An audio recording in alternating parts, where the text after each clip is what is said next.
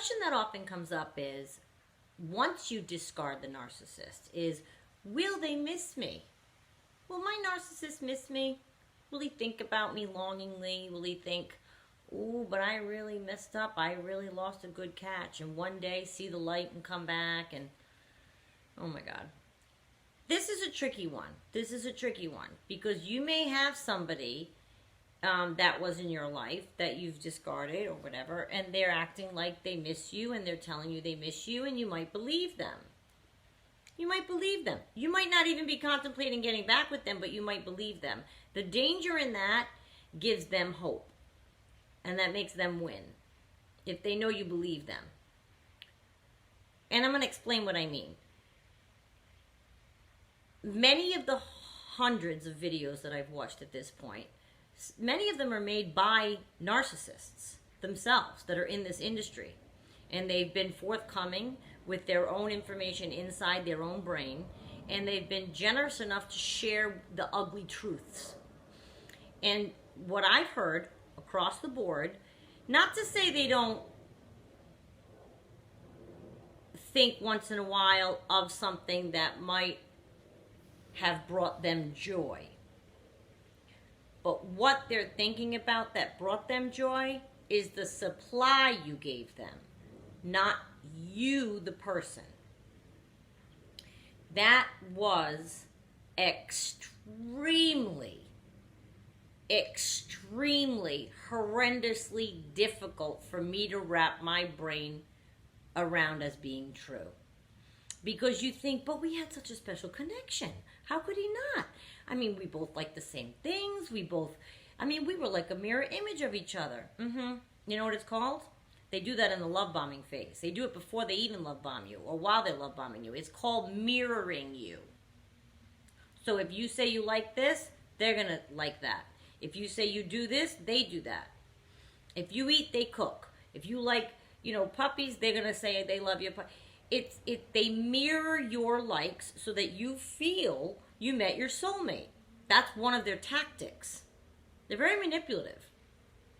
So now you're left at the end and you're thinking, but how could they not miss me? We were the perfect match. Well, yeah, you were, but remember that was their false self. So now they're on to the next supply. And if she likes, skiing, suddenly he's going to like skiing. If she likes, I don't know, long walks on the beach and you didn't, he's going to like that. If you liked going to cities, he likes going to the city. If the person that's new likes going to the mountains, he's going to go to the mountains. They mirror you so that you feel like you have your soulmate. But do they miss you and sit there and say, oh, she was the one that got away and what a mistake that was? The research and the narcissists themselves say no. But the eternal optimist in me, the Cinderella loving 53-year-old that I am, likes to think that they think of you but no, they don't. They don't. I feel so bad telling you that because it's really hard to hear. Because you think, oh my God, I wasted all that time. They're not even going to care. They're going to care. I just explained in the last video why. You created a hole in their life. You probably maybe turned their life upside down. I talked about how they might have lived with you. I think I mistakenly said they're all nomads and gypsies. I've known some narcissists that were very successful and they own their own homes. I didn't mean to say none of them own their own homes. Some of them do. But if you kicked one out and now they're out in the world, their whole life is different. Everything's upside down for them. Your life is the same. Nothing changed for you. You're still in your home with your dog. Everything's the same. But they're going to miss the life maybe that you gave them or that they had when they were with you because it was convenient and it was warm and cozy and cuddly and safe.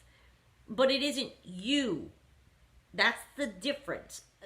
It has to be you, the person, that motivates the other person to be with them for it to be something that's real.